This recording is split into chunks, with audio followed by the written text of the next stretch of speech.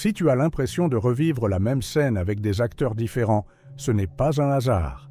C'est une structure. Et aujourd'hui, je te montre comment la voir, sans croyance, sans théâtre, juste avec un angle. Parce que ce que tu appelles ta vie est souvent une répétition déguisée. Un nouveau décor, une nouvelle personne, un nouveau poste, un nouveau départ. Et pourtant, la même tension revient, le même plafond, la même phrase que tu finis par te dire, le même petit goût d'inévitable, comme si quelque chose te ramenait exactement au même point. Ce n'est pas parce que tu n'as pas appris la leçon, ce n'est pas parce que l'univers te punit, et ce n'est pas non plus la malchance. C'est plus simple et plus dérangeant. Tu regardes la réalité depuis un angle qui ne te permet pas de voir la structure. Tu vois les événements, tu ne vois pas la courbe. Imagine un insecte sur une feuille. Il avance, il s'arrête, il tourne. Pour lui, il n'y a que maintenant. Mais toi, tu vois la feuille entière. Tu vois la trajectoire, les détours, le motif. Tu vois même le moment exact où il va revenir à un endroit déjà visité. Voilà ce que j'appelle le passage de 3D à 4D, dans un langage simple. En 3D, tu es dans la scène. En 4D, tu vois la forme de la scène à travers le temps. Tu vois le dessin qui se répète derrière les événements. Et la minute où tu vois ce dessin, une chose étrange arrive. Tu arrêtes de supplier la réalité et tu commences à la lire. La plupart des gens attendent un grand signe, un miracle, un message évident. Mais les signes réels sont rarement spectaculaires. Ils sont discrets, humiliants parfois, parce qu'ils te montrent ce que tu n'avais pas envie d'admettre. Ton esprit a une habitude, et cette habitude est fidèle. Tu connais déjà cette habitude, le moment où tout pourrait s'ouvrir, et tu te refermes. Le moment où tu pourrais dire non, et tu négocies. Le moment où tu pourrais agir, et tu analyses. Le moment où tu pourrais choisir, et tu repousses. Alors la vie n'a pas besoin de te bloquer. Elle te laisse refaire le même mouvement jusqu'à ce que tu vois la forme. C'est pour ça que certains ont l'impression d'une présence invisible. Pas une entité, pas un fantôme, plutôt une loi, une logique, un scénario qui se rejoue parce que personne n'a changé la caméra. Et je vais être clair, ce que je te donne ici n'est pas une croyance. C'est un outil, un angle de vue, un geste intérieur qui te fait changer d'étage, exactement comme sur la miniature. Tu ne changes pas le monde, tu changes l'endroit depuis lequel tu le regardes. Alors fais une chose très simple, arrête de te raconter l'histoire de tes événements. Commence à chercher ce qui ne change pas. Parce que ce qui ne change pas, c'est la porte. Et si tu la vois, tu comprends pourquoi, parfois, l'invisible devient évident d'un coup. Comme si quelqu'un allumait la lumière dans une pièce où tu vivais depuis des années. Et quand la lumière s'allume, tu réalises un détail brutal. Ton problème n'était pas la scène. C'était l'endroit d'où tu la lisais. Écoute bien ceci. Ton problème n'est pas ce que tu vis. Ton problème, c'est l'endroit d'où tu le lis. En 3D, la vie ressemble à une suite de chocs. Tu prends les choses une par une. Tu réagis. Tu t'adaptes. Tu te protèges. Et tu appelles ça être réaliste. Mais cette réalité-là est une réalité sans hauteur. Elle te colle au visage et elle te vole la vue d'ensemble. C'est comme regarder un film en ne voyant qu'une image de temps en temps. Tu ne peux pas comprendre l'intrigue. Alors tu inventes des explications. Tu appelles ça analyse. Tu appelles ça maturité. En vérité, c'est un manque de perspective. Et ce manque de perspective produit toujours les mêmes symptômes. Tu doutes même quand tu sais. Tu demandes des preuves avant de décider. Et pendant que tu cherches, la fenêtre se ferme. En 3D, tu confonds deux choses, l'intensité et la vérité. Ce qui fait mal te paraît plus réel, ce qui fait peur te paraît plus important. Et ce qui est silencieux, la vraie direction, tu le rates. Et la 4D, c'est ça, apprendre à lire le silencieux. Pas en mode poésie, en mode navigation. Parce que l'invisible, ce n'est pas un monde magique derrière le monde. L'invisible, c'est la structure qui est là, mais que tu ne peux pas percevoir depuis ton ancien étage. Le motif, le déclencheur, la fraction de seconde où tu te sabotes, tout ça est invisible. Et ce moment n'a rien de spectaculaire. Souvent, il tient dans un réflexe, une pensée, une justification, une petite phrase intérieure qui semble raisonnable et qui referme tout. Tu veux un exemple concret?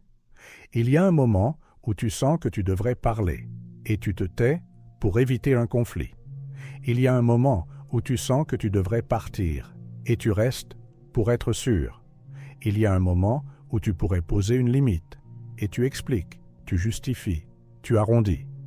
Et après, tu dis « Je ne comprends pas pourquoi ça recommence ». Ça recommence parce que ton corps, ton mental, ton identité ont signé un contrat invisible. Rester dans le connu, même si le connu te détruit. Et voilà la partie mystique, mais précise. Ce contrat est une fréquence, un accord intérieur, une cohérence. Tant qu'elle n'est pas changée, la réalité te renvoie la même musique avec des instruments différents. Alors, penser en 4D, ce n'est pas devenir plus intelligent. C'est prendre de la hauteur. C'est voir où ton histoire te mène avant d'arriver au mur. C'est reconnaître le virage avant de le prendre. C'est sentir l'ancienne boucle se présenter et ne pas lui donner ton oui automatique. Et si tu veux une preuve simple, la plus honnête, la plus difficile aussi, tu n'as pas besoin de regarder ta vie entière. Regarde seulement ta semaine. Prends tes 7 derniers jours, pas tes grandes théories, pas ton destin, tes 7 derniers jours, bruts, ordinaires. Parce que ta forme ne se cache pas dans les moments extraordinaires. Elle vit dans tes automatismes. Tu veux savoir si tu es prisonnier d'une boucle? Ne cherche pas pourquoi. Cherche quand.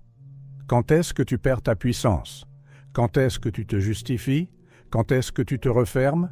La plupart se racontent « c'est différent cette fois ». Et c'est vrai, en surface. Le décor change, les gens changent, les circonstances changent. Mais le point de bascule, lui, ne change presque jamais. Je vais te donner une méthode simple, et si tu l'appliques, tu vas avoir une sensation étrange, celle d'avoir repéré une main invisible.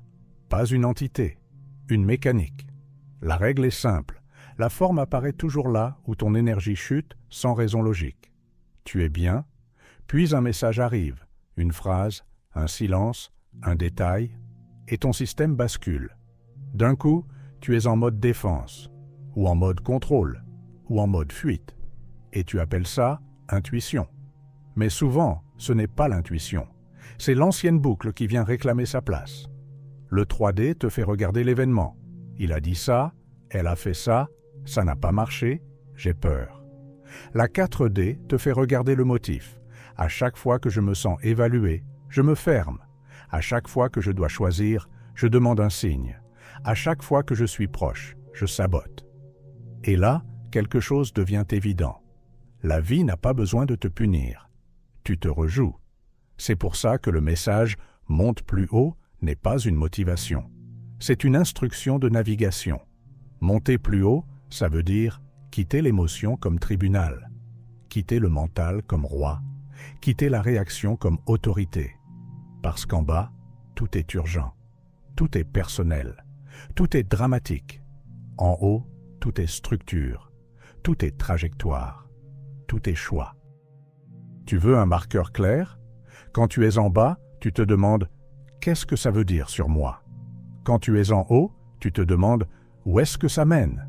Et c'est exactement ça, la 4D. La question « Où est-ce que ça mène ?» avant de payer le prix. Et c'est ici que le silencieux commence à parler. Ta forme n'est pas seulement une habitude psychologique. C'est une cohérence énergétique, une signature, une manière de tenir ton monde en place. Certaines personnes appellent ça fréquence, d'autres programmation, d'autres karma. Peu importe le mot. Ce qui compte, c'est la loi. Tant que ta cohérence interne n'a pas changé, ta réalité reste familière. Et le plus cruel, c'est que ton mental adore ça. Il préfère une douleur connue à une liberté inconnue. Il préfère un plafond stable à un vertige fertile. Et c'est là qu'on touche le point le plus précis, l'instant où tu passes d'une ligne ouverte à une ligne fermée. Pas dans tes rêves, dans ton quotidien. Il y a toujours un instant, minuscule, où ta trajectoire bascule. Pas parce que l'univers a décidé, parce que toi, intérieurement, tu émets un verdict.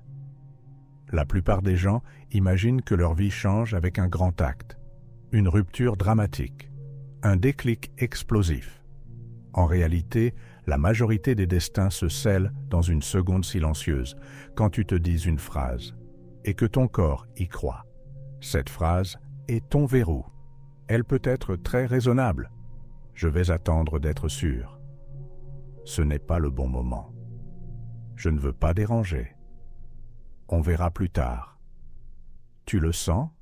C'est propre, c'est adulte, c'est logique.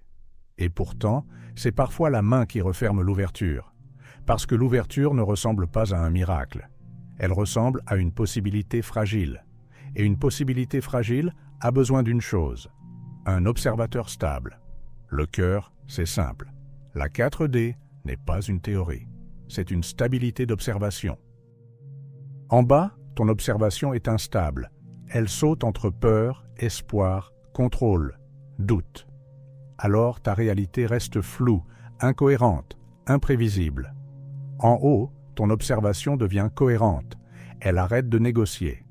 Et quand l'observation devient cohérente, l'invisible devient lisible. Tu veux une image simple? En 3D, tu regardes une porte fermée et tu te dis « je n'ai pas la clé ». En 4D, tu vois que tu as la clé, mais que ta main tremble au moment de l'insérer. Et ce tremblement est la vraie cause.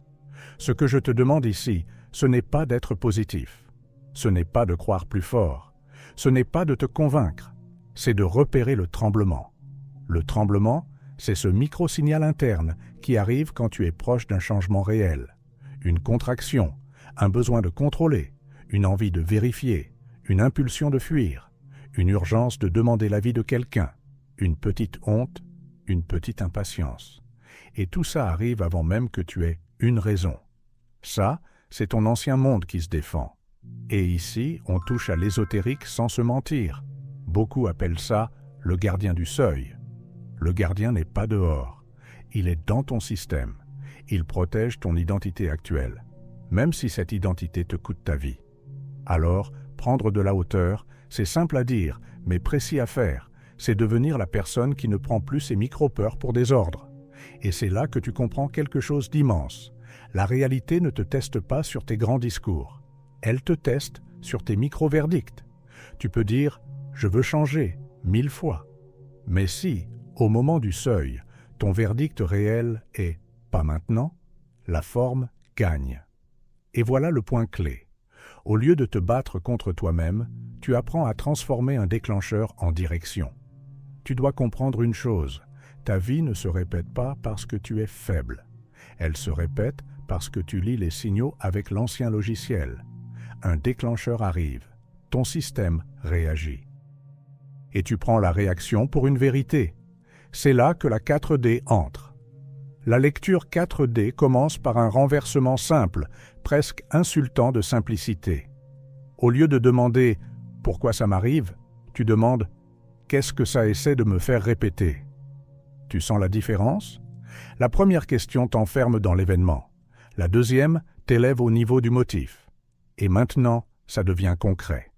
Quand quelque chose te pique, une phrase, un silence, une attente, un regard, un retard, une réponse froide.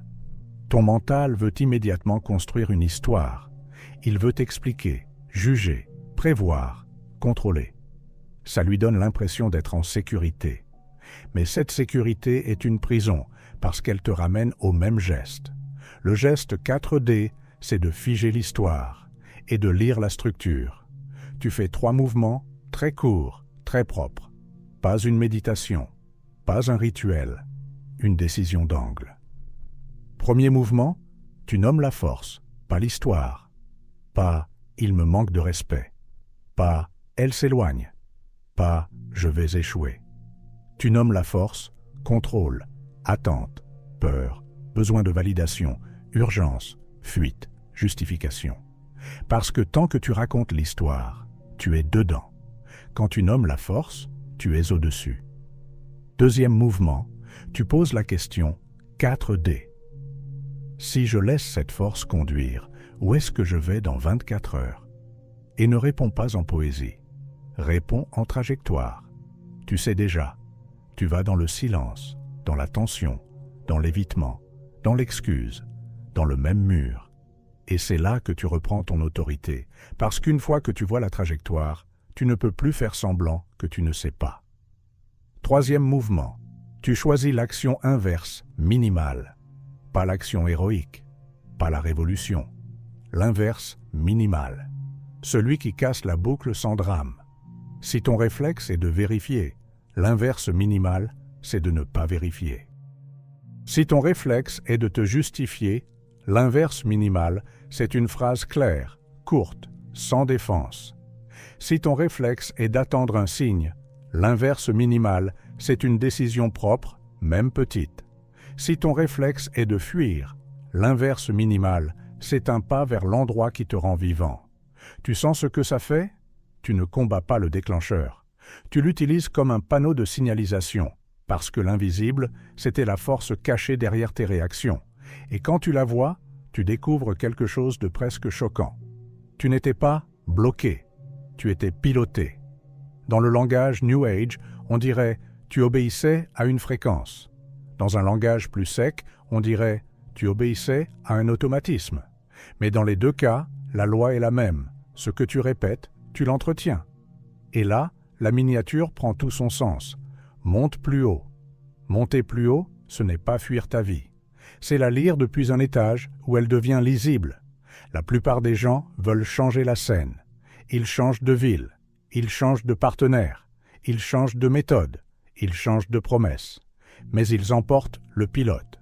La 4D, c'est quand tu changes le pilote. Et tu n'as pas besoin d'y croire. Tu as juste besoin de l'observer une seule fois, au bon endroit, le moment exact où tu allais répéter. Et au lieu de répéter, tu fais l'inverse, minimal. Ce moment-là est une rupture, pas spectaculaire, mais réelle. Et si tu veux savoir si tu montes vraiment, ce n'est pas une question de te sentir bien. C'est une question de devenir moins manipulable intérieurement. Ton système a des étages, et ces étages ont des signatures. En bas, tu le reconnais tout de suite. Tu es pressé. Tu veux une réponse.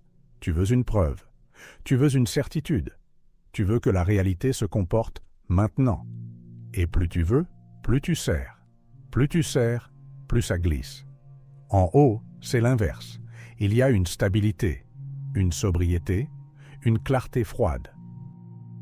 Pas parce que tu ne ressens rien, mais parce que tu ne prends plus tes sensations pour des ordres. La question que tout le monde se pose est « Comment je sais que je suis monté ?» La plupart répondent « Quand je me sens bien ». C'est faux. Tu peux te sentir bien et être dans une boucle.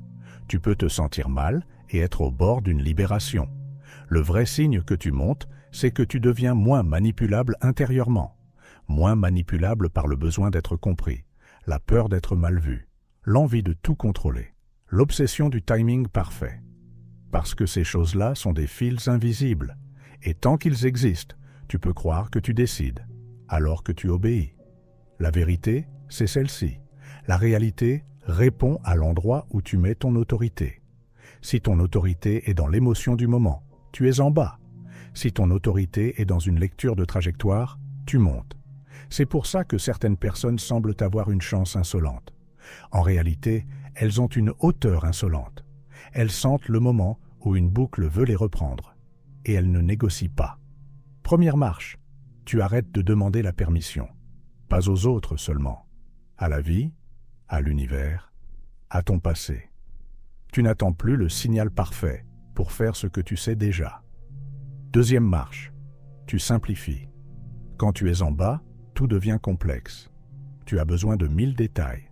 Tu crées des scénarios. Tu expliques. Tu anticipes. Quand tu montes, tu vois une chose, le point, et tu agis sur le point. Troisième marche, tu acceptes un léger inconfort volontaire. C'est là que les gens se trahissent. Ils veulent monter sans vertige. Ils veulent une nouvelle vie sans payer le prix de l'inconnu. Impossible. Monter plus haut demande toujours une seconde où tu n'as pas de garantie. Et c'est précisément cette seconde qui réécrit ta trajectoire. Le piège, c'est de confondre penser 4D et rêver 4D. Rêver 4D, c'est imaginer des futurs magnifiques tout en gardant les mêmes verdicts au seuil. Penser 4D, c'est voir le seuil et changer ton verdict. Tu n'as pas besoin de grands efforts. Tu as besoin de cohérence au moment exact où tu bascules. C'est pour ça que je reviens toujours à ce point. Ta vie se joue moins dans tes intentions que dans tes micro-choix. Ceux que personne ne voit. Ceux que tu fais quand tu es seul avec toi-même. Ceux qui décident si tu montes une marche ou si tu redescends. Et maintenant, on va révéler la chose la plus discrète de toutes, la règle secrète que tu suis sans le savoir. Il y a une raison pour laquelle cette vidéo peut te déranger. Elle va toucher la règle que tu suis en secret. Chaque personne suit une règle invisible, une loi intérieure, une phrase non dite qui pilote ses décisions. Et tant que cette règle reste inconsciente, tu crois que tu choisis, alors que tu exécutes. Tu veux un exemple? Quelqu'un peut dire « je veux l'amour ». Mais sa règle invisible est « si je m'attache, je perds le contrôle ». Alors il attire, il repousse, il teste, il sabote, il disparaît. Et il appelle ça « mes standards ». Un autre dit « je veux l'abondance ». Mais sa règle invisible est « si je gagne trop, je serai jugé ». Alors il ralentit, il procrastine, il se disperse, il s'épuise, il se cache, et il appelle ça « je manque de motivation ». Un autre dit « je veux me respecter ». Mais sa règle invisible est « si je dis non, je serai rejeté ». Alors il dit oui, il s'adapte, il se tait, il se trahit, puis il explose. Et il appelle ça « je suis sensible ». Tu vois le piège? La règle invisible transforme chaque désir en boucle. Et la 4D, c'est l'outil qui révèle cette règle parce qu'elle ne regarde pas les événements. Elle regarde la trajectoire. Elle regarde ce que tu fais à chaque fois.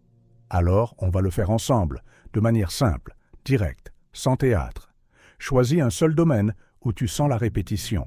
Un seul. Argent, relation, confiance. Peu importe, un seul. Maintenant, ne me dis pas ce que tu veux. Dis-moi ce que tu fais à chaque fois que tu t'en rapproches. C'est là que la règle se cache. Tu t'approches, puis tu changes d'objectif, tu changes de méthode, tu te crées un problème urgent, tu doutes, tu attends. Tout ça a l'air différent. Mais en 4D, c'est la même courbe. Approche, contraction, retrait, répétition. Et maintenant, la question qui révèle l'invisible. Qu'est-ce que tu évites de ressentir au moment où tu t'approches? Voilà la porte. Parce que ton système ne sabote pas l'abondance. Il évite une sensation. Ton système ne sabote pas l'amour. Il évite une sensation. Ton système ne sabote pas la réussite. Il évite une sensation. Souvent, c'est une sensation très précise. L'exposition, le regard des autres, la responsabilité, le vide après la victoire, la peur d'être vu. Et ton mental a inventé une stratégie parfaite pour éviter cette sensation. Rester dans la boucle. Quand tu vois ça, tu comprends pourquoi on parle de forme. Ce n'est pas un défaut moral, c'est une architecture de protection. En bas, tu la vis comme une fatalité. En haut, tu la vois comme un mécanisme. Et un mécanisme, ça se change. C'est ici que la spiritualité devient utile, pas décorative. Tu n'as pas besoin d'un nouveau rituel. Tu as besoin d'un nouveau niveau d'autorité. Parce que tant que ta règle invisible parle plus fort que ton désir, ta réalité obéit à la règle. Et maintenant, je te donne une phrase très simple. Une phrase que tu peux utiliser au moment du seuil, au moment où tu sens la contraction. Je vois la règle, je ne la suis plus.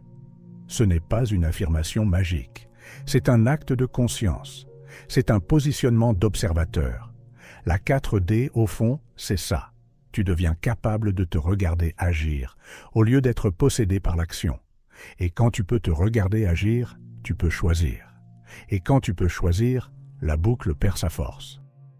Et si on veut être honnête jusqu'au bout, il reste une chose. Comprendre ne suffit pas. Tu peux comprendre ta forme, tu peux reconnaître ton déclencheur, tu peux voir ta règle invisible. Et pourtant, au moment du seuil, tu peux encore te trahir. Pourquoi? Parce que ton ancien monde est un réflexe. Et un réflexe ne se discutent pas. Ils se remplacent. Alors, je vais te donner une manière de sceller la 4D maintenant. Pas avec un montage, pas avec une musique, pas avec une transe, avec 3 décisions.